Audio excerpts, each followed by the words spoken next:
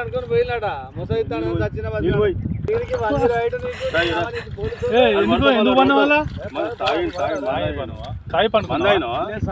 ఎందుకు అనుకున్న వాళ్ళ ఈ చల్లదనానికి ఎండకు చేయలేక కన్నీకి ఓడిపోయి